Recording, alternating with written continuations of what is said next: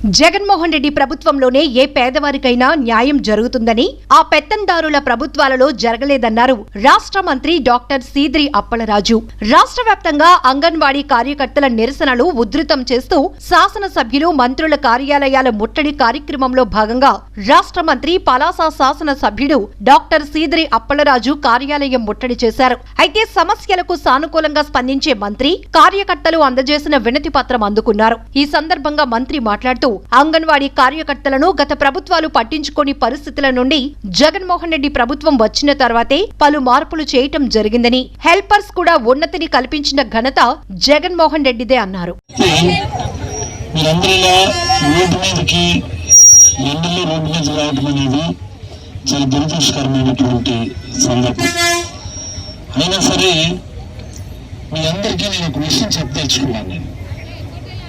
రాష్ట్ర వ్యాప్తంగా చూస్తే చాలా మంది అంగన్వాడీ అక్కలు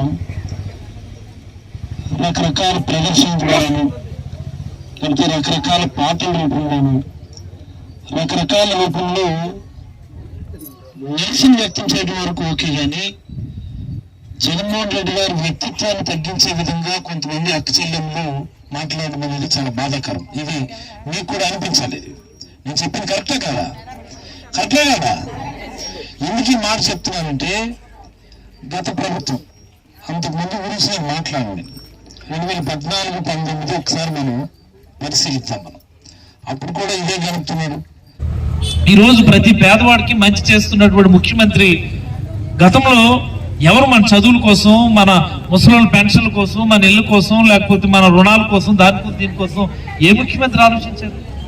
ఈ ముఖ్యమంత్రి వచ్చిన తర్వాత అందరు పేదవాళ్ళకి మంచి జరుగుతున్నటువంటి సందర్భంలో మీరు కరెక్ట్గా ఎన్నికల సమయం చూసి ఈ రకంగా ముఖ్యమంత్రి గారి వ్యక్తిత్వాన్ని తగ్గించినట్టు మాట్లాడడం సబబు కాదని నా భావన, నా ఆవేదన. బట్ అడిగేదానికి ఒక ప్లాట్ఫామ్ ఉంది. ఎస్ సార్, మాకు గ్రాట్యుటీ ఇవ్వండి, మాకు జీతాలు పెంచండి అన్నటువంటిది అడిగేదానికి ఒక పద్ధతి ఉంది. మా నాయకుడు ఎక్కడ పారిపోడు, మా నాయకుడు మళ్ళీ మన ముఖ్యమంత్రి అవుతాడు. ఈ రోజు అవుతుందని అనుకుంటున్నాను, ఈ రోజు కాకపోతే రేపు జరుగుతుంది అనుకుంటున్నాను, రేపు కాకపోతే ఎల్లుండి జరుగుతుంది అనుకుంటున్నాను. బట్ ఈ ప్రభుత్వంలోనే, జగన్మోహన్ రెడ్డి గారి హయాంలోనే ఏ పేదవాడి సమస్య అయినా పరిష్కారం అవ్వాలి తప్ప ఆ పెత్తందారుల ప్రభుత్వంలో జరగదన్నది మీరు అందరూ గమనించాలని మనస్ఫూర్తిగా మీకు అందరికైతే నేను తెలియజేస్తా ఉన్నాను. ఎందుకు ఈ మాట చెప్తున్నానంటే గతంలో కూడా మీరు ఇలాగే ధర్నాలు చేశారు. ధర్నాలు చేసి ఈరోజు ప్రభుత్వం ఒక మంత్రుల కమిటీ వేసి మీతో చర్చలకు పంపించింది. ఈ రోజు కాకపోతే మళ్ళీ రేపు కూర్చుంటామంటున్నారు, రేపు కాకపోతే ఎల్లుండి కూర్చుంటామంటారు, మీతో మాట్లాడతామంటున్నారు, మీ సమస్యలు పరిష్కారం చేస్తామంటున్నారు. కానీ ఇదే ధరణ మీరు గతంలో చేస్తే ఏం జరిగింది గుర్తు తెచ్చుకోండి ఒకసారి. మీరు ఏం చేశారు ఒకసారి చెప్పండి. మీరంతా గట్టి చెప్పాలి. మీరంతా గుర్రాలతో తొక్కించినటువంటి సందర్భం చూసామా?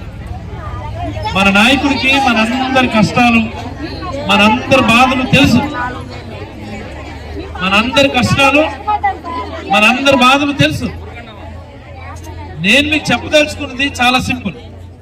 నిరసన వ్యక్తం చేయడంలో తప్పులేదు, కానీ ఆయన వ్యక్తిత్వాన్ని తగ్గించే విధంగా మీరు దయచేసి అలాంటి ప్రవర్తన మాత్రం ఎవరు చేసినా కానీ మీరు చెప్పాలా. తప్పమ్మా, ఇది తప్పు. ఇది ఎందుచేతంటే మిగతా రాష్ట్రాలు 20,000 30,000 ఇచ్చేస్తారని అనుకుందాం. ఎస్, దేర్ ఈజ్ డెఫినెట్లీ అగో పలానా రాష్ట్రంలో ఇంత జీతం ఇచ్చారు కదా, మీరు కూడా ఇవ్వండి అని అడగండి, మేము కూడా చెప్తాం. మా ముఖ్యమంత్రి ఎల్లుండి చర్చల ద్వారా ఖచ్చితంగా మీ యొక్క డిమాండ్లు ఏవైతే ఉన్నాయో మీరు అనుకున్నట్లుగానో, లేకపోతే మీరు అనుకున్నటువంటి ఆ స్థాయికి తగ్గట్లుగానో పరిష్కారం చేసే బాధ్యత అయితే ఈ ప్రభుత్వం తీసుకుంటుంది. దయచేసి ఎవరు కూడా ఆందోళన చెందొద్దు.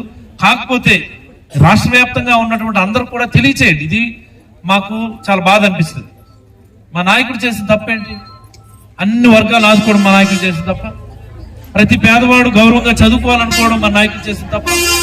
ప్రతి మహిళ గౌరవంగా ఈరోజు జీవించాలనుకోవడం మా నాయకుడు చేసిన తప్ప. ప్రతి మహిళ రుణమాఫీ చేయడం మా నాయకుడు చేసిన తప్ప.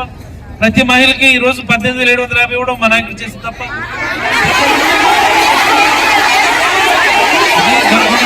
మంచి పాయింట్ చెప్పారు. ఒక్క నిమిషం అక్కడికి వస్తున్నాను.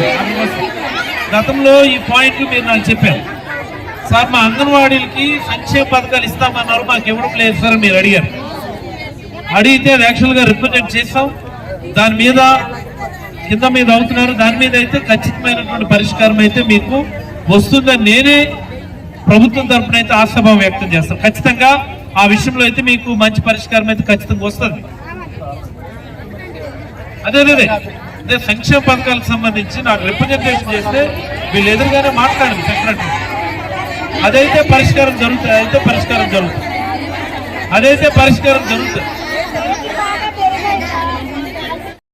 హెల్పర్లకు కూడాను ఆన్ రోలింగ్ పెంచింది కూడా మనమే.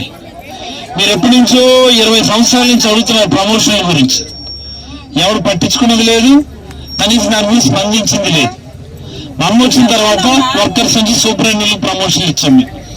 మాకు ఏజ్ 45 సంవత్సరాలకి పెట్టారు, మాకు ఏజ్ కూడా పెంచండి అంటే అది కూడా మనం పెంచాము.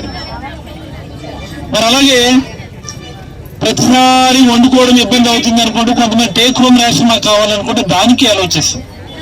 మీరు ఇప్పుడు కొన్ని 14 డిమాండ్లు పెడితే సుమారుగా 11-12 డిమాండ్లకి ఒప్పుకున్నాం. గ్రాట్యుటీ అనేది మన ప్రభుత్వ పరిధిలోది కాదు.